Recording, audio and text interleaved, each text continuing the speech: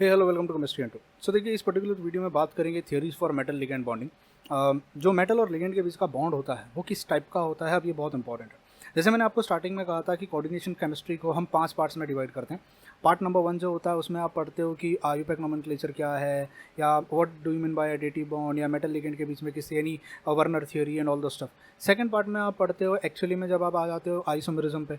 Isomerism आप optical isomerism, geometrical isomerism, structural isomerism, ये सारी डिटेल में पढ़ते हो। तो हमारे 2 पार्ट करके हुए हैं। तीसरा जो पार्ट होता है यहाँ पे, वो तीसरा सबसे इंपॉर्टेंट पार्ट होता है जहाँ पे आप मेटल लिगेंड के बीच के बॉन्डिंग को समझते हो, जिसमें वैलेंस बॉन्ड थ्योरी आ जाती है, क्रिस्टल फील्ड थ्योरी आ जाती है, मोलिकुलर ऑर्बिटल थ्योरी आ जाती है।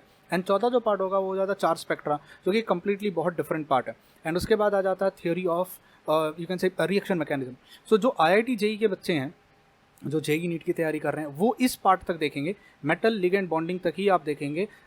इलेक्ट्रॉनिक स्पेक्ट्रा आपके लिए सिलेबस में नहीं है और रिएक्शन मैकेनिज्म आपके सिलेबस में नहीं है। आप सिर्फ ये 3 पार्ट देखेंगे, इन 3 पार्ट आप लोगों के लिए बने हुए हैं ना। मेटल लिगेंड बॉन्डिंग की अगर मैं बात करना स्टार्ट करूँ तो सबसे पहली थ्योरी, जो सबसे पुरानी थ्योरी मानी जाती है, उसको कहा जाता है वैलेंस बॉन्ड थ्योरी। वैसे पुरानी तो नहीं कहूँगा, ये भी क्वांटम पोस्टुलेट्स पे बेस्ड है ना। वैलेंस बॉन्ड थ्योरी जो है बेसिकली 2 टाइप की होती है। एक वैलेंस बॉन्ड थ्योरी जो नॉर्मल कोवेलेंट कंपाउंड्स के लिए बनती है, और एक वैलेंस बॉन्ड थ्योरी जो हम पढ़ेंगे हमारे मेटल लिगेंड यानी कॉम्प्लेक्स कंपाउंड्स के लिए। पहले तो समझते हैं इसमें डिफरेंस क्या है, और यहीं से थोड़ा आइडिया लेते हैं वैलेंस बॉन्ड थ्योरी के बारे में। सीधे देखिए, वैलेंस बॉन्ड थ्योरी नाम में ही काफ़ी बहुत कुछ बताने के लिए इनफ है कि जो बॉन्ड बनेगा वो वैलेंस शेल के साथ बनेगा। तो वैलेंस शेल में बनने वाले बॉन्ड का theory valence bond theory, VBT, जिसको शॉर्ट फॉर्म में हम स्पेल करते हैं ना। सबसे पहले स्टार्ट करते हैं नॉर्मल कोवेलेंट कंपाउंड जब बनता है। सबसे सिंपलेस्ट एग्जांपल जो हम लोगों ने आज तक लाइफ में पढ़ा है, दैट इज मीथेन CH4। हमें पता है नेचर में कार्बन जो है नेचुरली 4 बॉन्ड बनाता है, लेकिन वैलेंस बॉन्ड थ्योरी क्या कहती है कि वैलेंस बॉन्ड थ्योरी के हिसाब से कोई एटम कितना बॉन्ड बनाएगा, वैलेंस बॉन्ड थ्योरी के हिसाब से कोई एटम कितना बॉन्ड बनाएगा, ये डिपेंड करता है कि उस एटम के लास्ट वैलेंस शेल में कितने सिंगल अनपेयर्ड इलेक्ट्रॉन हैं। अब ये लास्ट शेल का मतलब 2,4 वाली बात नहीं कर रहा हूँ, आपको यहाँ प्रॉपर इलेक्ट्रॉनिक कॉन्फ़िगरेशन लिखनी पड़ेगी, जो मॉडर्न इलेक्ट्रॉनिक कॉन्फ़िगरेशन है। एग्जांपल के तौर पे कार्बन को देखिए, एटॉमिक नंबर कितना होता है 6, electronic configuration 1s2 2s2 2p2 से देखिए, पहला शेल दूसरा शेल, पहले शेल में 2, दूसरे शेल में 4 electron. Shell is further divided into sub shell ना। मुझे पता है एस में यहाँ पर 2 इलेक्ट्रॉन होंगे, एक ही सब शेल होता है। I hope shell, sub shell, orbital वगैरह का फंडा आपको आता है। अगर ये नहीं आता तो आप ये चीज़ें नहीं पढ़ पाओगे।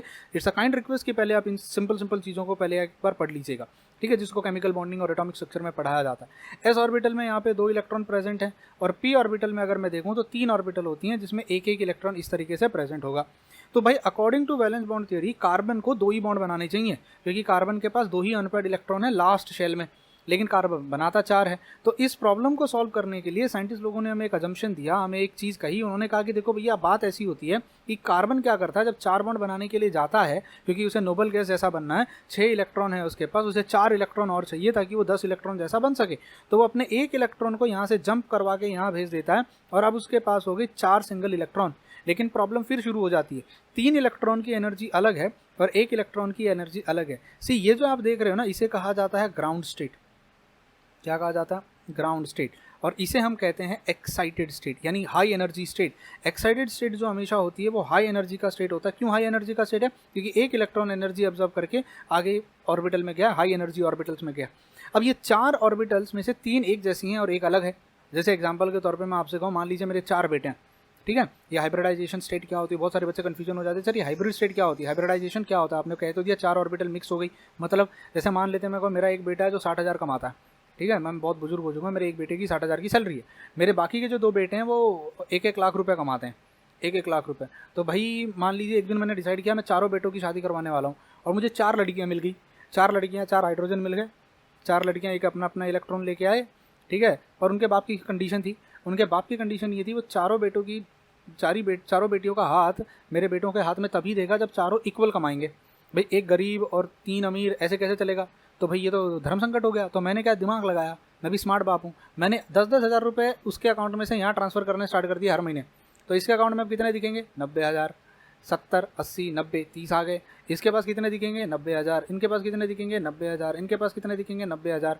Now don't you feel S, ये पी ऑर्बिटल जो था, पी ऑर्बिटल की एनर्जी ज़्यादा है, एस ऑर्बिटल की एनर्जी कम है।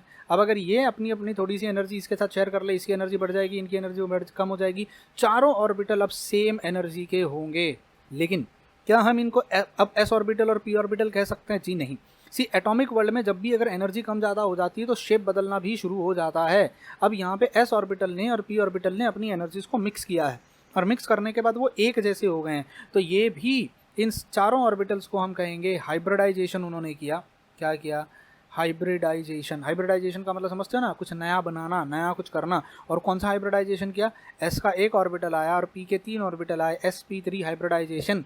लेकिन सिर्फ हाइब्रिडाइजेशन से नहीं चलेगा, एक इलेक्ट्रॉन यहाँ, एक यहाँ, एक यहाँ, एक यहाँ, और अब हमारा बॉन्ड बनेगा। अब हाइड्रोजन की और कार्बन के 4 इलेक्ट्रॉन की शादियाँ हो जाएंगी। What you will be getting will be CH4। इस तरीके से हाइड्रोजन हाइड्रोजन, वैसे ये ज्योमेट्री गलत है क्योंकि 4 इलेक्ट्रॉन होने के बाद बाप की कंडीशन ये भी थी कि चारों बेटे अलग अलग रहने चाहिए ताकि ना लड़ाई हो और ना प्यार हो। तो कार्बन ने किया, अपने एक बेटे को यहाँ रखा जो कि sp3 हाइब्रिडाइज होगा, एक बेटे को नीचे कर दिया sp3, एक बेटे को इस कॉर्नर में डाल दिया, एक बेटे को इस कॉर्नर में डाल दिया, इसका एक इलेक्ट्रॉन, इसका एक इलेक्ट्रॉन, इसका एक इलेक्ट्रॉन, इसका एक इलेक्ट्रॉन, और अब 4 अलग अलग डायरेक्शन में 4 अलग अलग इलेक्ट्रॉन्स को रख दिया ताकि ना तो उनकी लड़ाई हो ना उनमें प्यार हो। Maximum attraction, minimum repulsion.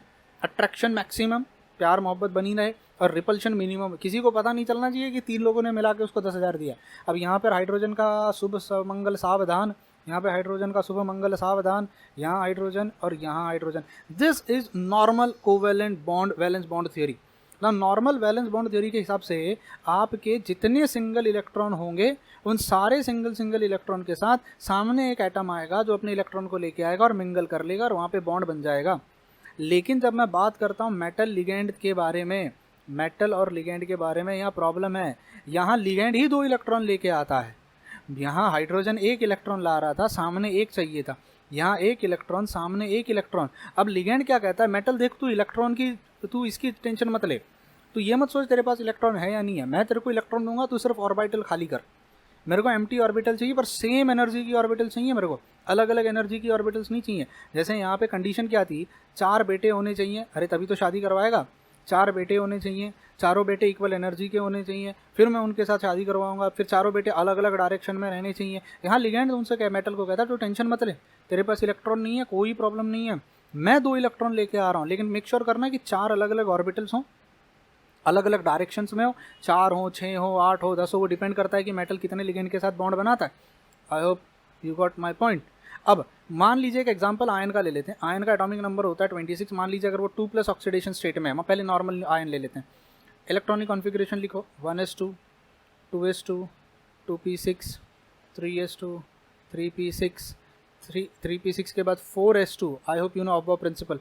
फिर कहीं जाके आएगा 3d6, 4p0 खाली पड़ा है, 4d0 खाली पड़ा है, 4f0 खाली पड़ा है। अच्छा मान लेते हैं कि आयन +2 ऑक्सीडेशन स्टेट में चला गया। अभी उसके बाद 24 इलेक्ट्रॉन हो गए +2 में जाने के बाद, तो वो क्या करेगा? उसके 2 इलेक्ट्रॉन जाएंगे तो आउटर इलेक्ट्रॉन जाएंगे, और आउटर इलेक्ट्रॉन कौन सा है? 4s का। बहुत सारी बुक्स में आप इस चीज़ को ऐसे देखोगे, मैं आपको सच्ची बता रहा हूँ, बहुत सारी बुक्स में आप इसको ऐसे लिखा हुआ देखोगे, 4s2 3d6। वो लोग 3d को बाद में बनाते हैं। 3d बाद में लिखने के पीछे का रीज़न है क्योंकि बाद में भरा जाता है। 3p भरने के बाद हम 4s भरते हैं और फिर 3d को भरते हैं, ऑफ प्रिंसिपल। तो लिखते समय मैं भले ही 3d को बाहर लिख रहा हूँ, लेकिन इलेक्ट्रॉन जब लूज होगा तो हमेशा आउटर शेल का इलेक्ट्रॉन लूज होता है, तो ये 2 इलेक्ट्रॉन जो होंगे वो लूज हो जाएंगे, जिससे कि आयन +2 बन जाएगा। अब electronic configuration 1s2, 2s2, 2p6, 3s2, 3p6, 3d6। D में वैसे 10 इलेक्ट्रॉन जा सकते हैं, आई होप यू नो दिस, पर अभी यहाँ पे कितने इलेक्ट्रॉन है? 6। 4s0, 4p0, 4d0, 4f0। अब मान लेते हैं यहाँ पे अमोनिया आ गए हैं और 2 इलेक्ट्रॉन लेके आए हैं, और ऐसे 6 अमोनिया आ गए। तो अमोनिया आयन को कहेगा चल बेटा अमोनिया आयन 6 ऑर्बिटल खाली करके दे, लेकिन सेम एनर्जी का होना चाहिए, 6 ऑर्बिटल होना चाहिए और खाली होना चाहिए। डिफरेंस समझना है, यहाँ ऑर्बिटल में 1 इलेक्ट्रॉन रहना चाहिए क्योंकि मैं 1 लेके आ रहा हूँ, यहाँ दोनों इलेक्ट्रॉन मैं लेके आ रहा हूँ, तो सिर्फ ऑर्बिटल खाली कर। मुझे एक बात बताओ, डी ऑर्बिटल में कितने हैं? सर डी ऑर्बिटल में 5 होते हैं, डी सब शेल में 1 2 3 4 5। एस में कितने होते हैं? 1। पी में कितने होते हैं? 3। डी में कितने होते हैं? यहाँ पे 1 2 3 4 5। अब भाई नॉर्मल फंडा आदमी क्या कहेगा? अरे सर देखो इसके पास इतनी, यहाँ तो 6 है ना, तो 1 2 3 4 5 और 6 ऑर्बिटल हो गए, 6 इलेक्ट्रॉन हो गए। सर अमोनिया आया, 1 ऑर्बिटल इधर, 2 इधर, 3 इधर, 4 इधर, 5 इधर, 6 इधर, देखो ना सर, हाइब्रिडाइजेशन 6 के 6 ऑर्बिटल्स काम कर देते हैं, बाकी के 3 ऑर्बिटल को गोली मारते हैं, है ना। तो क्या हो जाएगा, sp3d2 हाइब्रिडाइजेशन। अमोनिया अपना 2 इलेक्ट्रॉन लाके यहाँ रख देगा, 2 यहाँ रख देगा, ऐसे ऐसे करके एक एक करके। लेकिन अमोनिया क्या कोशिश करता है, कोई भी लिगेंड, नॉट ओनली अमोनिया, कोई भी लिगेंड ये कोशिश करता है जितना अंदर तक अटैक किया जाए उतना बढ़िया होगा। अपने इलेक्ट्रॉन को जितना अंदर तक ले जाके रखा जाए, क्योंकि उतना वो न्यूक्लियस के करीब होगा, और जितना वो न्यूक्लियस के करीब होगा उतना अट्रैक्शन होगा और उतना ज़्यादा वो इलेक्ट्रॉन खुश रहेंगे। पॉइंट समझ में आया। तो ये अमोनिया क्या करेगा, अपने 2 इलेक्ट्रॉन्स को जो लेके आया, इन इलेक्ट्रॉन्स को डराने की कोशिश करेगा। इनको कहेगा, ए बाबा देखो तुम लोग इधर पैर हो जाओ, बेटा तू इधर चले जा, बेटा तू इधर चले जा, मेरे को 2 ऑर्बिटल यहाँ का और मिल जाएगा। आई hope you got my point. अब ये थोड़ा और डिटेल में हम बाद में बात करेंगे, पर आपको समझ में आया। अब मुझे बताओ यहाँ पर हाइब्रिडाइजेशन किसका होगा, ऑर्बिटल में जो हाफ अनपेड इलेक्ट्रॉन है उनका होगा, ये जो खाली पड़े हुए ऑर्बिटल्स हैं उनका होगा। ऑब्वियस ही बात है, जो खाली पड़े हुए ऑर्बिटल है, क्योंकि मेरे को सिंगल इलेक्ट्रॉन का जरूरत नहीं है, 2 इलेक्ट्रॉन मैं ही लेके आ रहा हूँ, मैं अमीर आदमी हूँ, मेरे को तुम्हारे से कोई कंट्रीब्यूशन नहीं चाहिए। तो इस तरीके का हाइब्रिडाइजेशन होता है जब आप बात करते हो मेटल लिगेंड के बीच में, जब आप वैलेंस बॉन्ड थ्योरी लगाते हो। सी ऑनेस्टली स्पीकिंग, पहले के जितने साइंटिस्ट थे उनको यही लगा कि यही होता है। जब नॉर्मल कोवेलेंट बॉन्ड में ऐसा हो रहा होता है, तो जो फर्स्ट थियरी, ऑब्वियसली जब मेरी दुनिया में जो चीज़ चल रही है मैं उसी से रिलेटेड थियरी देता हूँ, तो जो सबसे पहली थियरी निकल के आई वैलेंस बॉन्ड थ्योरी, वो यही निकल के आई जहाँ पर हम हाइब्रिडाइजेशन की बात करेंगे। वैलेंस शेल में जो ऑर्बिटल खाली पड़ी हुई हैं, हम ये वाली हाइब्रिडाइजेशन नहीं लेंगे जहाँ पे सिंगल इलेक्ट्रॉन है। प्लीज़ सिंगल इलेक्ट्रॉन को देख के खुश मत हो जाना, अरे सर यहाँ भी सिंगल, यहाँ भी सिंगल, चलो हाइब्रिडाइज कर देते हैं।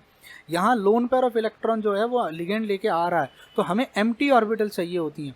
वी वांट एम्प्टी, और वो भी एम्प्टी ऑर्बिटल जितनी अंदर की मिले उतनी ज़्यादा बढ़िया है। तो अब सबसे पहले पढ़ लेते हैं, बेसिकली वही थोड़ा थ्योरी रीड कर लेते हैं इसके बारे में। See, there are 3 theories to explain the nature of bonding in transition metal complexes. Number 1 valence bond theory, crystal field theory, ligand field theory, और मॉलिक्यूलर ऑर्बिटल थ्योरी, और एडजस्टेड क्रिस्टल फील्ड थ्योरी। तो ligand field theory का हो, या molecular orbital theory का हो, या adjusted crystal field theory का हो, ये सब एक ही बात है। तो बेसिकली हमारे पास 3 थ्योरीज होती हैं, 3 डिफरेंट थियोरीज हैं।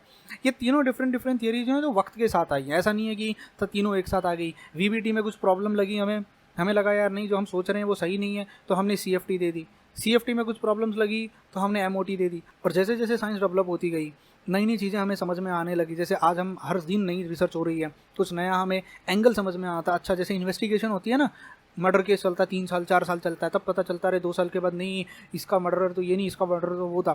तो ऐसे ये रिसर्च होती है। आज हमें कुछ लग रहा है क्योंकि हम एक एंगल से देख रहे हैं, कल को पता नहीं तुम में से कोई उठ के साइंटिस्ट बन जाएगा और वो कहेगा नहीं नहीं योगी सर जो पढ़ा रहे थे गलत पढ़ा रहे थे, अब नहीं ऐसा होगा, तो नई रिसर्च हो जाएगी। So it's all about with the time we keep on developing, we keep on giving new theories, new way of imagination, new way of thinking with the same topic. अलग अलग तरीके से हम सोचते रहते हैं। तो ये 3 थियोरीज आई, उसमें सबसे पहली थियोरी वैलेंस बॉन्ड थियोरी थी। वो क्या कहती है, देखो एक एक लाइन रीड करते हैं। This theory develop by Pauling, this theory is based on the following assumptions. See, जरा इस पॉलिंग के बारे में पढ़ना, ये हाईली अंडर रेटेड साइंटिस्ट है, बट मुझे लगता है पॉलिंग सर का इतना बड़ा कंट्रीब्यूशन है केमिस्ट्री की दुनिया में। केमिस्ट्री, फिजिक्स और मैथ्स को एक करने का काम मुझे लगता है पॉलिंग सर ने ही किया था। शायद अगर पॉलिंग सर पैदा नहीं होते तो आज हम तीनों सब्जेक्ट को इंटीग्रेट नहीं कर पाते थे। ठीक है, द सेंट्रल मेटल, कटायन और एटम। अब अजम्पशंस क्या मान रहे हैं हम, कि जो सेंट्रल मेटल होगा या जो कटायन होगा या जो एटम होगा, makes available number of vacant s orbital, p orbital और d orbital equal to its coordination number to form coordinate covalent bond with orbital on the ligand. जैसे मैंने आपको थोड़ी देर पहले बताया, यहाँ पे इक्वल नंबर ऑफ, जितना उसका कोऑर्डिनेशन नंबर है, भाई आयन 24 है, उसे 36 बनना है, उसे 12 इलेक्ट्रॉन चाहिए, यानी 6 लिगेंड चाहिए। 6 लिगेंड तो वो 6 ऑर्बिटल अवेलेबल करवा के देगा। अब वो 6 ऑर्बिटल जब अवेलेबल करवा के देगा तो वो किस तरीके से करवा के देगा, हाइब्रिडाइजेशन करा के। Since the maximum angular overlap of 2 orbital forms the strongest bond. आपने अगर कभी ऑर्बिटल ओवरलैप के बारे में पढ़ा हो, कि अगर एक ऑर्बिटल ऐसे है और मान लीजिए अगर एक ऑर्बिटल ऐसे है, तो जब ये ओवरलैप करते हैं तो मैक्सिमम बॉन्ड बनता है, स्ट्रॉन्गेस्ट बॉन्ड बनता है। These vacant orbitals of metal are hybridized to form a new set of equivalent bonding orbital called hybrid orbitals। तो हमारे पास जो एटॉमिक ऑर्बिटल का ओवरलैप होगा, लेकिन ओवरलैप होने के लिए we want atomic orbitals with us. तो हमारा एटम क्या करता है, वो जो 5 या 6 या 4 डिपेंडिंग अपॉन उसे कितने बॉन्ड बनाने, वो जो एम्प्टी ऑर्बिटल्स उसके पास पड़ी होंगी उनको क्लब करेगा, एनर्जीज इक्वल करेगा और इक्वल अमाउंट ऑफ ऑर्बिटल्स बना देगा with equal energies. These orbital have same geometry and same energy, इनकी ज्योमेट्री सेम होती है, इनकी एनर्जी सेम होती है। These orbitals have definite directional property, बहुत इंपॉर्टेंट। जैसे मैंने आपसे कहा कि हम जब कार्बन बनाते हैं तो कार्बन को लिखते समय तो भले ही हम ऐसे लिखते हैं लिविंग स्ट्रक्चर में बॉन्ड लाइन, बट सच में ऐसा होता है क्या? 4 और 2 और एक ऊपर एक नीचे एक इधर एक उधर, इसे कहते हैं आपका प्रॉपर डायरेक्शनल प्रॉपर्टी। इस डायरेक्शन में ही होगा, इस डायरेक्शन में ही होगा, इसीलिए कोवेलेंट बॉन्ड को या डेटिव बॉन्ड को डायरेक्शनल बॉन्ड भी कहा जाता है। आयनिक बॉन्ड को नॉन डायरेक्शनल बॉन्ड कहा जाता है। आयनिक बॉन्ड में तो इलेक्ट्रॉन फेंक के मारना है ना, कैसे भी फेंक के दे दो कटायन को, कटायन ले लेगा, मतलब कटायन दे देगा, आयन ले लेगा, कहानी खत्म। यहाँ बॉन्ड बनाना है, यहाँ शेयर करना है, तो डायरेक्शन बहुत जरूरी होता है। सिंस डायरेक्शन इंपॉर्टेंट है इसीलिए यहाँ पे ज्योमेट्री आती है कि भाई 3 बॉन्ड बन रहे हैं तो 3 बॉन्ड कैसे बन रहे हैं, 4 बॉन्ड बन रहे हैं तो कैसे बन रहे हैं। These orbital point in the direction of ligand, the geometry and hybridization are related to one another. Geometry और हाइब्रिडाइजेशन एक दूसरे से रिलेटेड है। Once you know the geometry of a complex compound you automatically know which orbitals of the metal ion और cation can be uses. आपको geometry पता है, जैसे अगर मुझे कभी भी दिखेगा 4 ऑर्बिटल हैं, अगर मैं बोल दूँ टेट्राहेड्रल है, टेट्राहेड्रल, तो दिमाग में सबसे पहले आता है भैया देखो वो sp3 होगा, 4 ऑर्बिटल इन्वॉल्व होंगी। अगर मैं बोलता हूँ ऑक्टाहेड्रल है तो दिमाग में पहले आता है sp और d, 3 ऑर्बिटल इन्वॉल्व होंगी। आने वाले टाइम में मैं आपको बताऊंगा कैसे होता है, थोड़ा बहुत नॉलेज आपको केमिकल बॉन्डिंग से आ गया होगा। The relationship between geometry and complex of the complex and hybridization is table 1। मैं आपको आगे टेबल दिखा दूंगा, टेबल में दिया हुआ है। अगला सबसे most, the bonding in metal complex arises when the field ligand orbital containing a lone pair of electron, ligand की ऑर्बिटल में फील्ड इलेक्ट्रॉन है 2-2, और आपके vacant hybrid orbital of a metal, और मेटल का वैकेंट हाइब्रिड ऑर्बिटल है, it's a vacant hybrid orbital atom to form a coordinate covalent bond. और यहाँ पे ये लोग आपस में, जैसे मान लीजिए अगर ये मेरा मेटल और इसका एक हाइब्रिड ऑर्बिटल है और ये लिगेंड है, लिगेंड का एक ऑर्बिटल है और लिगेंड के ऑर्बिटल में 2 इलेक्ट्रॉन है और ये एम्प्टी है, मेन बात एम्प्टी है, तो लिगेंड आता है और उसके साथ अपने इलेक्ट्रॉन्स को शेयर कर लेता है। ओवरलैप, एटॉमिक ओवरलैप, जो आपको मैं थोड़ी देर पहले बता रहा था, समझ में आया? The magnetic moment and the coordination number of a metal cation atom decides the hybridization and the geometry of the complex। hybridization क्या होगी, कौन सी होगी, वो आपका मैग्नेटिक मोमेंट डिसाइड करता है। बहुत सारे बच्चे मुझे बहुत बार क्वेश्चन पूछते हैं सर हमें कैसे पता चलता है कि हाइब्रिडाइजेशन क्या हुई होगी। आने वाले टाइम में मैं आपको बहुत डिटेल में बताने वाला हूँ कि हाइब्रिडाइजेशन कैसे होती है, और बहुत इंपॉर्टेंट वैल्यू हमें मैग्नेटिक मोमेंट देता है। मैग्नेटिक मोमेंट हमें बहुत वैल्यूएबल इंफॉर्मेशन देता है कि उस कंपाउंड की ज्योमेट्री क्या हुई होगी, looking at the magnetic value of that complex. समझ में आया? Decide the hydrogen, therefore magnetic moment, therefore coordination number and hybridisation and geometry are related to one another. Magnetic moment, hybridisation, geometry, ये सब एक दूसरे से इंटर रिलेटेड हैं। The knowledge of magnetic moment can be of great help in ascertaining the nature of ligand and the type of complex. बहुत लोग मुझसे पूछते हैं, अब आप मैं बता देता हूँ स्ट्रॉन्ग फील्ड लिगेंड क्या होता है, वीक फील्ड लिगेंड क्या होता है, हाई स्पिन होगा, लो स्पिन होगा, हमें कैसे पता चलता है, मैग्नेटिक होगा, डायमैग्नेटिक, हम उनका मैग्नेटिक वैल्यू निकालते हैं, उनकी मैग्नेटिक मोमेंट जिसको कहते हैं, और वहाँ से हम बहुत सारी चीज़ें प्रेडिक्ट करते हैं। मैं आपको सिखाऊंगा कैसे प्रेडिक्ट करते हैं आगे। इस ligand had at least 1 orbital containing a lone pair of electron. Her ligand के पास एटलीस्ट एक लोन पेयर ऑफ इलेक्ट्रॉन तो होता ही होता है, ठीक है। Polling classified ligands into 2 categories. ऐसे लिगेंड जिसके पास 2 इलेक्ट्रॉन हैं, मतलब 1 पेयर ऑफ इलेक्ट्रॉन है ऐसा जो देने के लिए तैयार है, उसको उसने 2 कैटेगरी में पॉलिंग सर ने डिसाइड किया। Strong affinity, strong electron donating ligand, एक ऐसा लिगेंड जो बहुत स्ट्रांगली इलेक्ट्रॉन को डोनेट करता है, और simply strong ligands like cyanide और कार्बोनिल, ऐसा लिगेंड जो बहुत आसानी, अब इसको अगर मैं ल्यूविस बेस के कॉन्सेप्ट में कहूँ तो ऐसा बेस जिसकी हाई बेसिसिटी है, बहुत easily loan pair of electron को स्ट्रांगली देने की कोशिश करता है। उन्होंने कहा कि वो कौन है, वो स्ट्रॉन्ग लिगेंड है। देन वीक लिगेंड और हाई इलेक्ट्रोनेगेटिव लिगेंड, वो वीक लिगेंड है, हाईली इलेक्ट्रोनेगेटिव है, वो देते नहीं है, अपने पास रखते, मैं नहीं दूंगा, मैं नहीं दूंगा, मैं नहीं दूंगा। कौन? Fluoride, chloride, oxygen containing ligand. तो ये पॉलिंग सर ने अपने ज़माने में क्लासीफाई किया। कुछ लिगेंड्स होते थे जो आसानी से इलेक्ट्रॉन को डोनेट कर देते थे, ले जाओ दानवीर। कुछ लोग होते थे नहीं मैं नहीं दूंगा, मैं लिगेंड हूँ पर मैं नहीं दूंगा, कंजूस, जिनके पास पैसा होते हुए भी जो पैसा नहीं लुटाते हैं। ऐसे लिगेंड जिनके पास लोन पेयर ऑफ इलेक्ट्रॉन खाली पड़े हैं फिर भी देने के लिए तैयार नहीं है, अपने पास संभाल के रखते, पता नहीं मरने के बाद कहाँ लेके जाएंगे। Strong ligands have the tendency to pair up D electron of metal और atom to provide necessary orbitals for hybridisation. अब यहाँ से मैं जो कहानी स्टार्ट कर रहा हूँ इसको ध्यान से सुनना। सी, हमने ये तो देख लिया आयन के साथ किस तरीके से 6 अमोनिया अगर आ जाते हैं तो किस तरीके से उसे 6 ऑर्बिटल चाहिए। Let us take 2 conditions. मान लीजिए मेरे पास आयन है and I have got atomic number 24, 2+ है इसलिए।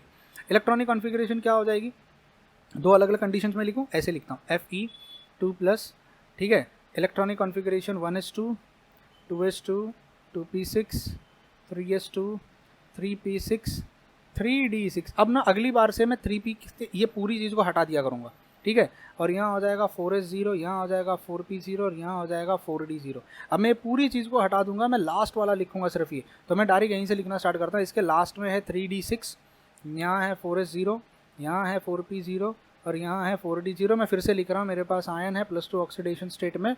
यहाँ पर है 3d6, यहाँ पर है 4s0, यहाँ पर है 4p0, यहाँ पर है 4d0। दो अलग अलग टाइप के लिगेंड्स को लेते हैं जो कि पॉलिंग सर ने अभी क्लासीफाई किया। एक तरफ ले लेते हैं कि मेरे पास है साइनाइड -1, और एक तरफ ले लेते हैं कि मेरे पास है क्लोराइड। अब मुझे बताओ सर ने क्यों क्लासीफाई किया साइनाइड में और क्लोराइड में, और एक को स्ट्रॉन्ग लिगेंड और एक को वीक लिगेंड क्यों कहा? क्योंकि प्रॉब्लम थी वहाँ पे। अगर मैं आयन को लेता हूँ, आयन के डी ऑर्बिटल में मेरे पास 6 इलेक्ट्रॉन प्रेजेंट हैं, 1 2 3 4 5, 1 electron, 2 electron, 3 electron, 4 electron, 5 electron, 6 electron. तो उन सर ने कहा कि देखो इसका पी ऑर्बिटल, एस ऑर्बिटल खाली पड़ा हुआ है, पी ऑर्बिटल में यहाँ पे 3 है, और 4d ऑर्बिटल में 1 2 3 4 5 ऑर्बिटल यहाँ आ गए। सिमिलरली इसमें भी होंगी, यहाँ पर डी ऑर्बिटल में कितनी होंगी? 5, 1 2 3 4 और 5, 1 2 3 4 5, और ये हो गया 6। एस ऑर्बिटल खाली होगी, पी ऑर्बिटल में 3 होंगे और डी ऑर्बिटल में यहाँ पे 1 2 3 4 5 होंगे। अब देखो, मान लेते हैं यहाँ पे साइनाइड निकल के आता है, साइनाइड 6 साइनाइड माइनस आते हैं अपना अपना इलेक्ट्रॉन लेके। सर ने ये कहा कि साइनाइड जो है ना, साइनाइड एकदम स्ट्रॉन्ग बिहेव करता है। वो कुछ लोग होते हैं ना जो डोमिनेटिंग कैरेक्टर दिखाते हैं, एकदम हमारे काम हरियाणा में कहते हैं ताऊ चौधरी जैसे, एकदम हम हैं। तो साइनाइड आके कहता है देखो भैया आयन, हमें तुम्हारे साथ बॉन्ड बनाना है, हमें ऑर्बिटल चाहिए, खाली ऑर्बिटल चाहिए। तो आयन कहता है तो ठीक है ना, ले लो ना ये ऑर्बिटल, ये देखो ये 4s का ऑर्बिटल खाली पड़ा, 4p का ऑर्बिटल खाली पड़ा, 4d का ऑर्बिटल खाली पड़ा, ले लो। पर गुड्डू भैया बबलू भैया वाली बात है, हमको तो अंदर वाला चाहिए, हम स्ट्रांग हैं, हमको चाहिए फुल इज्जत। हाँ तो एक काम करो, वो आयन को कहते हैं बेटा एक काम करो, तुम अपने इलेक्ट्रॉन को अब ले लो अंदर, हमें दो, हम इलेक्ट्रॉन को अंदर। हाँ तो यहाँ का इलेक्ट्रॉन डर के भाग जाता है यहाँ पे, यहाँ का एक इलेक्ट्रॉन डर के भाग जाता है यहाँ पे, ऑर्बिटल खाली हो गई। अब ये ऑर्बिटल खाली हो गई, ये एक ऑर्बिटल और यहाँ की 3 ऑर्बिटल। क्या मुझे बाहर के 3d 4d की ज़रूरत है? अब हम जाएंगे अंदर क्योंकि हम है बाहुबली पावरफुल। ये देखो, तो बताइए हाइब्रिडाइजेशन क्या हुआ? D2sp3, D2sp3, 6 ligand, 6 orbital, 2 3 4 5 6। इस टाइप के ऑर्बिटल में अगर आप आयन को देखो यहाँ पर इलेक्ट्रॉन आएंगे, किसके इलेक्ट्रॉन आएंगे? साइनाइड के। साइनाइड अपने इलेक्ट्रॉन को डालेगा, 2 इलेक्ट्रॉन यहाँ, 2 इलेक्ट्रॉन यहाँ, 2 इलेक्ट्रॉन यहाँ, 2 इलेक्ट्रॉन यहाँ, 2 यहाँ, 2 यहाँ। मुझे बताओ अगर ये इस टाइप का कंपाउंड बनता है, इस टाइप का कंपाउंड, यहाँ पे साइनाइड, यहाँ पे साइनाइड, यहाँ पे साइनाइड, यहाँ साइनाइड, यहाँ पे साइनाइड, यहाँ पे साइनाइड, एक भी इलेक्ट्रॉन अनपेयर्ड है क्या? एक भी इलेक्ट्रॉन अनपेयर्ड है? मुझे उम्मीद है आपको थोड़ी बहुत मैग्नेटिज्म की प्रॉपर्टी के बारे में पता होगा। अगर सारे के सारे इलेक्ट्रॉन पेयर्ड होते हैं तो जो आपका कंपाउंड बनेगा Fe cyanide 6 times bracket close, और साइनाइड -1 होता है, Fe पे +2 चार्ज था, ये -6 हो गया, मतलब -4। ये जो कंपाउंड बनेगा, डोंट यू फील ये डायामैग्नेटिक हो जाएगा, डायामैग्नेटिक हो जाएगा, मैग्नेटिक। समझ में आया? तो साइंस जो हमारे पॉलिंग सर थे उन्होंने कहा कि देखो भाई, उनको ये नहीं पता था कि ये स्ट्रॉन्ग क्यों है, बस उन्होंने क्लासीफाई किया कि कुछ लिगेंड जो थे वो ऐसे बिहेव कर रहे हैं। और ऑन दी कॉन्ट्ररी, मान लीजिए अगर मैं यहाँ कहता हूँ 6 क्लोराइड आयन आ गए, अब 6 क्लोराइड आयन आके आयन को कहते हैं भाई हमको भी चाहिए फुल इज्जत। आयन बोला चुप, आया बड़ा इज्जत वाला है, ले बाहर का इलेक्ट्रॉन ले, चुपचाप ऑर्बिटल खाली पड़ा हुआ है, तेरे में इतनी हिम्मत नहीं है कि तो मेरे इलेक्ट्रॉन को पैर करवा सके।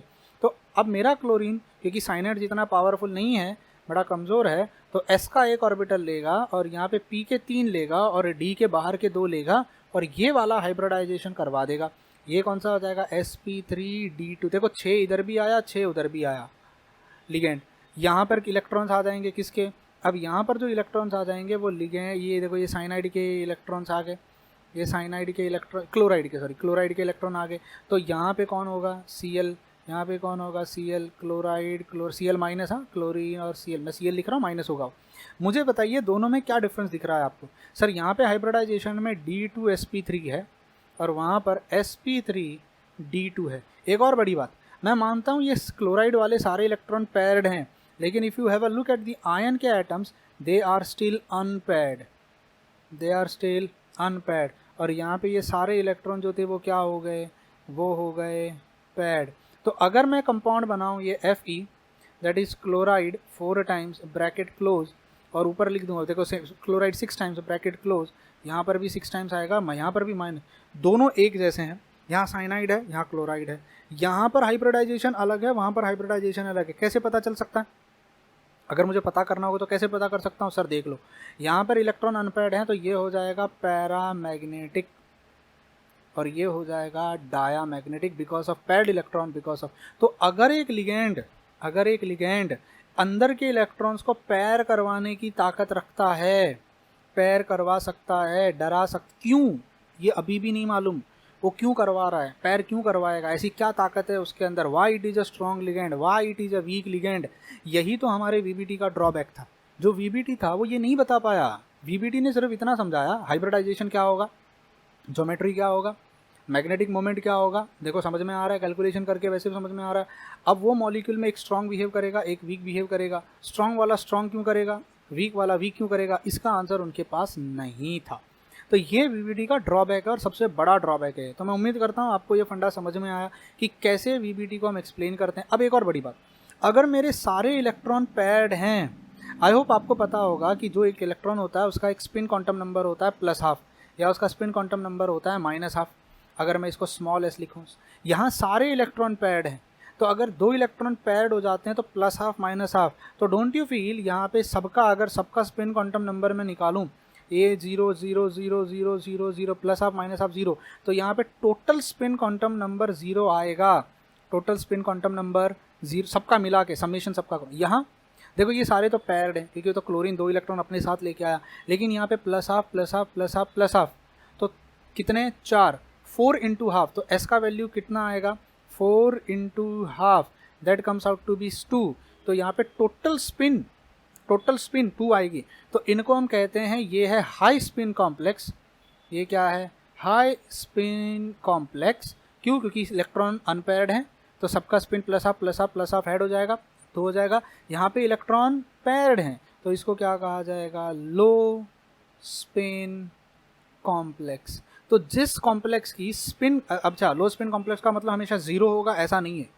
इन दोनों में अगर मैं कंपेयर करूं तो इसका स्पिन वैल्यू 0 आ रहा है सब इलेक्ट्रॉन्स का, इसका स्पिन क्वांटम नंबर का वैल्यू +2 आ रहा है, ½ × 4, तो इसका ज़्यादा है इसका कम है, तो ये हाई स्पिन है और ये लो स्पिन है। तो हाई स्पिन का मतलब 2 ही होगा ऐसा नहीं है, हाई स्पिन मतलब ज़्यादा अनपेयर्ड इलेक्ट्रॉन।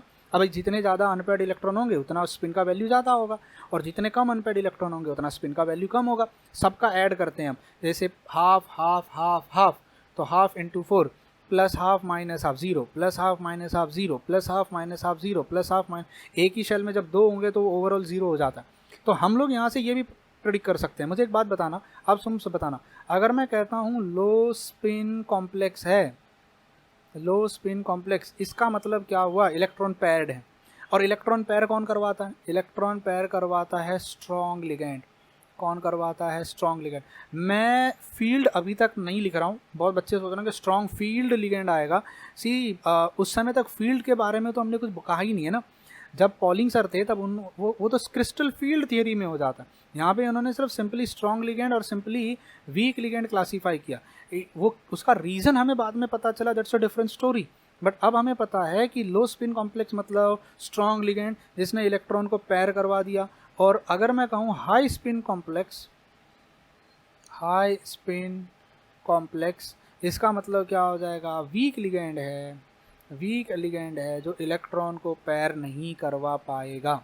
तो मैं उम्मीद करता हूँ हाई स्पिन, लो स्पिन, डायामैग्नेटिक, पैरामैग्नेटिक किस तरीके से। अच्छा एक और बात बताना मुझे, डोंट यू फील ये डी ऑर्बिटल अंदर वाला यूज़ हुआ है, अंदर वाला, एंड डोंट यू फील यहाँ पे ऑर्बिटल बाहर वाला यूज़ हुआ है। तो अगर अंदर वाला ऑर्बिटल यूज़ होता है तो हम उसे कहते हैं inner orbital complex, inner orbital complex. तो अगर वो हाई स्पिन है, अगर वो स्ट्रॉन्ग लिगेंड है तो वो अंदर घुसेगा इलेक्ट्रॉन्स को पैर करवा के। तो कहना इसे, अगर वो स्ट्रॉन्ग लिगेंड है तो वो क्या बनाएगा, वो इनर ऑर्बिटल कॉम्प्लेक्स बनवाएगा। और अगर वो वीक लिगेंड है तो वो आउटर ऑर्बिटल कॉम्प्लेक्स बनाएगा। देखो भैया बड़ी सिंपल सा फंडा है। आपके घर पे अगर कोई गुंडा आ जाए, अरे सर आइए सर आइए सर आइए, बैठिए अंदर आइए बैठिए, डर जाते हो ना। तो ऐसे अगर स्ट्रॉन्ग लिगेंड आ गया तो आयन भी डर गया, अरे सर आइए आइए आइए ये, आप क्या बोलते हैं, ए बाबा अंदर जाओ कमरा खाली करो। सेम आयन ने अपने इलेक्ट्रॉन को पैर करवा के जगह खाली करके दे दिया इस गुंडे साइनाइड के लिए। अगर कमज़ोर आया होगा तो आप ही उसको मार के भगा देते, चल बाहर बैठ चल। तो ये क्लोराइड कमज़ोर था, आयन ने अपने इलेक्ट्रॉन को पैर नहीं करवाया, बोला बेटा बाहर का ऑर्बिटल यूज़ कर। तो अगर बाहर की ऑर्बिटल डी यूज़ हो रही है, sp3 तो कॉमन है, या तो अंदर की होगी या तो बाहर का डी होगा, या तो डी बाहर वाला होता या तो डी अंदर वाला होता। ये मैं तब बात कर रहा हूँ जब 6 लिगेंड आएंगे डी ब्लॉक मेटल के पास। 4 लिगेंड में कहानी अलग होगी, 3 लिगेंड में, 5 लिगेंड में, 10 लिगेंड में, 12, अलग अलग लेवल पे अलग अलग कहानियाँ होंगी। हम यहाँ ऑक्टाहेड्रल ज्योमेट्री की बात कर रहे हैं, 6 लिगेंड की बात कर रहे हैं, इसलिए ये सारी बातें आ रही हैं।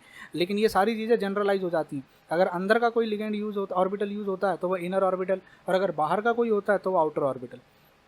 अंदर का हो रहा है अगर कोई ऑर्बिटल यूज़ मतलब स्ट्रॉन्ग लिगेंड, बाहर का हो रहा है मतलब वीक लिगेंड। अगर और लिगेंड के आने से इलेक्ट्रॉन पैर हो जा रहे हैं तो लो स्पिन कॉम्प्लेक्स, लेकिन लिगेंड के आने से इलेक्ट्रॉन पैर नहीं हो रहे हैं, इलेक्ट्रॉन वैसे के वैसे हैं, किसके इलेक्ट्रॉन, मेटल के इलेक्ट्रॉन, तो भैया वो हाई स्पिन कॉम्प्लेक्स है। तो ये सारी चीज़ें आप लिख के रख लेना, ये सारी चीज़ें बहुत काम आने वाली हैं। तो देखिए क्या कहा था पॉलिंग सर ने, हम यहाँ तक थे, तो आपको समझ में आया वीक लिगेंड स्ट्रॉन्ग लिगेंड क्या था। देखिए strong ligands have the tendency to pair up d electrons, electron को पैर कर देते हैं, ऑफ मेटल कटायन और ion to provide necessary orbital for hybridization, but the pairing of electron does not violate Hunn's rule of maximum multiplicity। pairing of electron Hunn's rule of maximum, कोई भी rule violet नहीं होना चाहिए। आप कुछ भी कर लो, कोई रूल वायोलेट मत करो, प्रॉपर उसी जो रूल्स हैं वो क्वांटम की लिमिट में रह के आप काम करो। On the other hand, weak ligand do not have the tendency to pair up d electron, that in the presence of weak ligand electronic configuration of d electron is same as in free metal or iron। अगर weak ligand है तो electronic configuration पे कोई फर्क नहीं पड़ता, ये आपने देखा इधर, वीक लिगेंड का इलेक्ट्रॉनिक कॉन्फ़िगरेशन वही होता है। लेकिन स्ट्रॉन्ग लिगेंड के प्रेजेंस में, साइनाइड के प्रेजेंस में इलेक्ट्रॉनिक कॉन्फ़िगरेशन मेटल का बदल गया। हंस रूल जो सिंगल सिंगल सिंगल था अब वो पैड हो गया। समझ में आ रहा है? आई होप ये सब लॉजिक समझ रहे हैं। The bond formed between metal and ligand such as cyanide is considered to be covalent. On the other hand bond form between metal and weak और highly electronegative is not covalent but it's ionic. अब ये बहुत important है, इनके बीच में जो bond बनता है स्ट्रॉन्ग लिगेंड के बीच में और मेटल के बीच में, क्योंकि यहाँ स्ट्रॉन्ग लिगेंड इलेक्ट्रॉन देता है, ले तो वो कोवेलेंट हो गया। यहाँ पर जो बॉन्ड बन रहा है according to valence bond theory, ये क्लोराइड, ये लिगेंड जल्दी देते नहीं है अपना इलेक्ट्रॉन, ये इलेक्ट्रॉन नेगेटिव है, पकड़ के रखते हैं, शेयर करेंगे पकड़ के रखेंगे। तो इसको हम यूजुअली क्या कहते हैं, इन टाइप के बॉन्ड को, यहाँ पर जो बॉन्ड बनेगा वो क्या बनेगा, वो मोस्टली आयोनिक बॉन्ड बनेगा। और यहाँ जो बनेगा वो मोस्टली क्या बनेगा, अ टाइप ऑफ कोवेलेंट, जिसको हम क्या कहते हैं, डेटिव बॉन्ड कहते हैं। ये कुछ नया सीखने मिलेगा आपको, नॉर्मली हम ये सब बुक रीडिंग में ही मिलता है। अगर आप बुक रीडिंग नहीं करोगे तो ये सारी चीज़ें आपको देखने भी नहीं मिलती शायद। ठीक है, आगे बढ़ते हैं। The bond form between metal and strong ligand like is considered to be covalent. ठीक है, ये this would required in many cases the pairing of electron to provide the necessary orbital for hybridisation. See अगर strong ligand है, अगर covalent bond है, वो तो पहले भी कहा, पर अगर स्ट्रॉन्ग लिगेंड आ रहा है और अगर अंदर तक जाके अटैक कर रहा है तो पेयरिंग ऑफ इलेक्ट्रॉन रिक्वायर्ड होगा। In octahedral complexes the central metal cation is either D2sp3 और sp3d2 hybridise. We discuss this, या तो D2sp3 या sp3d2 हाइब्रिडाइज होगा अगर ऑक्टाहेड्रल कॉम्प्लेक्सेस की बात करें। The d orbital involved D2sp3 hybrid belongs to the inner shell d orbital and these orbitals are called and these complexes are called inner orbital complexes. In case of sp3d2 hybridization, the d orbital belongs to outermost shell, that is nd orbital, and the complex are called nd, n-1d का मतलब समझ रहे हो। सी ये fourth वाला d है और ये 3d है, n-1 का d, n का d, फोर्थ शेल का d, 4-1 का d। तो n-1d किस में होता है, इनर ऑर्बिटल में, और nd किस में होता है, आउटर, यानी 4d हाईएस्ट क्वांटम नंबर किस में होता है, आपका आउटर ऑर्बिटल कॉम्प्लेक्स में। आई होप क्लियर है ये फंडा।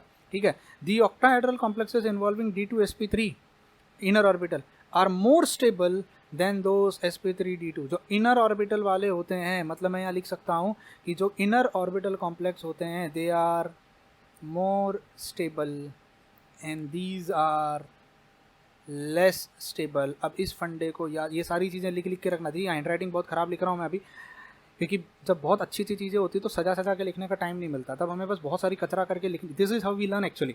इतनी सारी कचरा चीज़ें आ जाती, सजा सजा के लिखने का काम तब होता है जब हमारे पास बहुत एम्पल ऑफ टाइम रहता है अच्छे से करने के लिए, एंड जब हम नोट्स बना रहे होते हैं।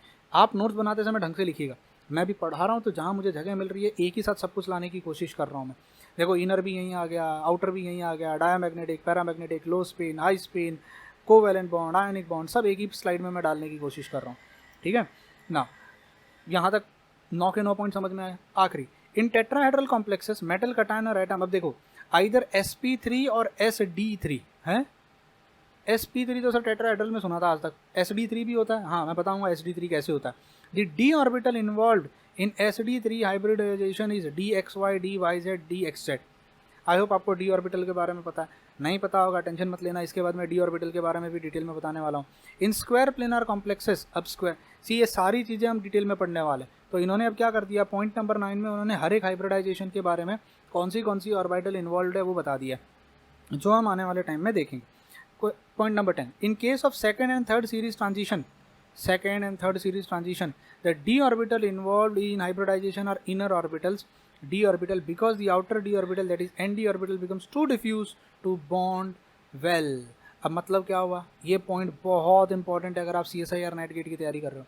सी हमारे पास एक सीरीज होती है Sachin Tendulkar very creative man, फिर उसके नीचे जाती है यारी जरा निभाना, है ना, निभाना मौत तक, और फिर उसके बाद आती है ला हफ्ता टकले वरना रहमान, यानी स्कैंडियम टिटेनियम। इसको कहा जाता है फर्स्ट डी सीरीज़, इसको कहा जाता है सेकंड डी सीरीज़, इसको कहा जाता है थर्ड डी सीरीज़। सी ध्यान से सुनना क्या कहा, ध्यान से सुनना।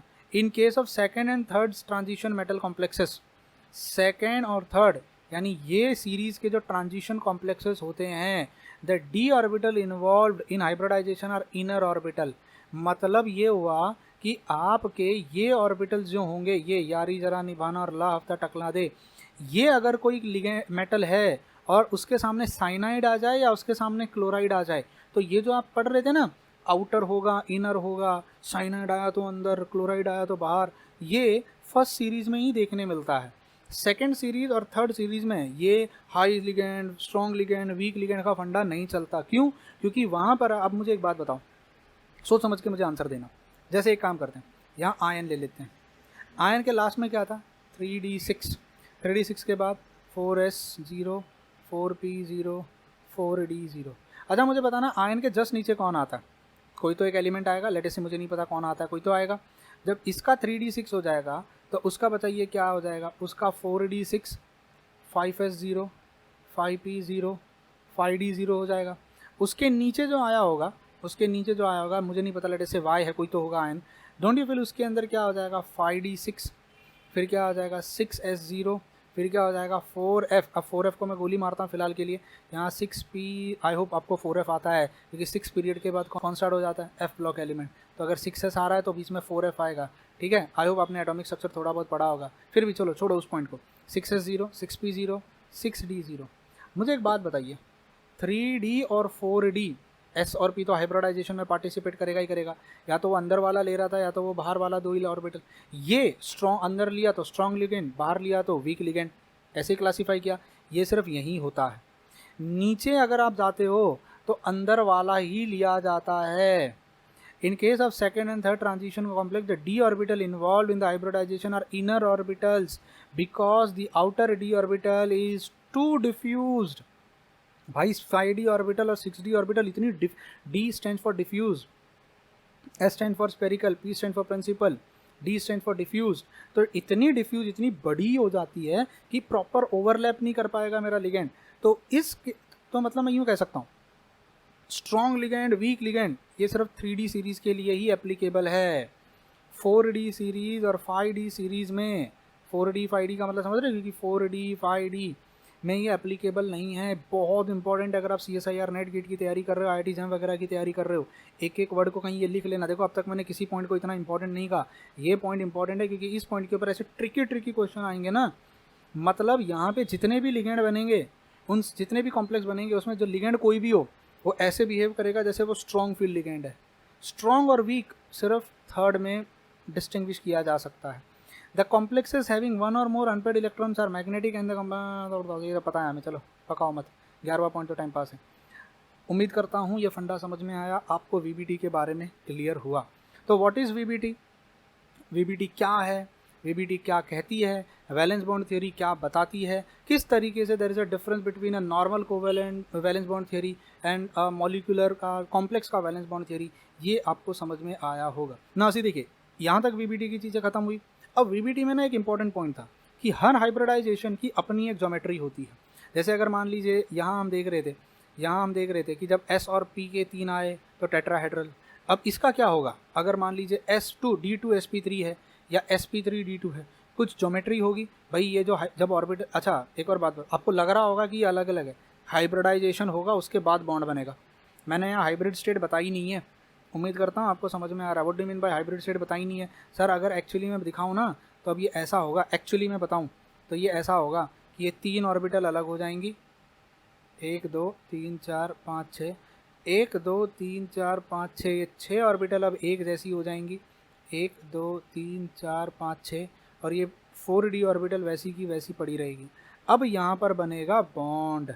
तो जो आप यहाँ बना रहे थे ना, ये एक्चुअली मैंने डायरेक्ट एक स्टेप गायब कर दी बीच में, उम्मीद करता हूँ समझ में आया होगा। हाइब्रिडाइजेशन, अब 6 ऑर्बिटल अगर आपकी हाइब्रिड हुई हैं, उनकी ज्योमेट्री क्या होगी, उनका शेप क्या होगा, वो कैसे दिखेंगी। तो मैंने ना यहाँ पे एक डायग्राम बनाया हुआ, आप ये ड्रॉ कर लेना अगर आपको फुर्सत मिले कभी। देखिए अगर sp हाइब्रिडाइज होती है मतलब कितने ऑर्बिटल होंगे, 2 orbitals, there will be 2 orbital, एक s का एक होगा और p का एक होगा। तो s का एक और p का एक जब मिलेंगे तो लीनियर ज्योमेट्री बनती है। क्या बनती है, लीनियर ज्योमेट्री। अगर sp2 है तो 3 ऑर्बिटल, तो 3 ऑर्बिटल इस तरीके से अरेंज होंगी कि मैक्सिमम अट्रैक्शन और मिनिमम रिपल्शन। तो इसको कहा जाता है trigonal planar, trigonal planar geometry. अगर sp3 या sd3 होती है, अब sp3 या sd3 ये सारी की सारी टेट्राहेड्रल ज्योमेट्रीज होती हैं। तो ये जो आपको मिलेगी ये क्या मिलेगी, टेट्राहेड्रल। ठीक है। अब देखो मैंने कहीं पर भी इलेक्ट्रॉन नहीं डाला है, सिंगल इलेक्ट्रॉन। सिंगल इलेक्ट्रॉन मैं तब डालूंगा जब मैं नॉर्मल वीबीटी की बात करूंगा। यहाँ पे मैं मेटल कॉम्प्लेक्स की बात कर रहा हूँ, तो मेटल का ऑर्बिटल जो होगा, जो हाइब्रिडाइजेशन कर रहा है, वो एम्प्टी होना चाहिए। अगर मान लीजिए dsp2 या sp3d होता है, अब मैंने यहाँ ऑर्बिटल्स भी बता दिए कौन सी ऑर्बिटल इन्वॉल्व हैं। dsp2 तो s वाला px py, और यहाँ पे d ऑर्बिटल जो होगा dx2 y2 हो जाएगा। ऑर्बिटल्स के बारे में मैं उम्मीद करता हूँ d के बारे में आपको पता है, नहीं पता होगा अगले लेक्चर में मैं बता दूंगा। ठीक है। यहाँ जो होगा इसको कहा जाता है स्क्वायर प्लेनर। क्या कहा जाता है, स्क्वायर प्लेनर। आगे dsp3 जो हम पढ़ रहे थे यहाँ पे, ठीक है, और dsp3 तो मैंने लगता है, ठीक है चलो dsp3 अब यहाँ क्या फ़र्क है dsp3 में, यहाँ का जो d ऑर्बिटल है वो dz2 है, और यहाँ का जो d ऑर्बिटल है वो dx2 y2 है। ठीक है, p के तीनों आ गए s का। तो जब z2 वाला ऑर्बिटल इन्वॉल्व होगा हाइब्रिडाइजेशन करने में, तो इसको ट्राइगोनल बाइपिरामिडल भी कहा जाता है। कितने ऑर्बिटल इन्वॉल्व हैं, 3 4 5, d1s1 3 4 5, तो 5 ऑर्बिटल में अगर z2 ऑर्बिटल इन्वॉल्व है, I hope you no z2 orbital कैसा दिखता है।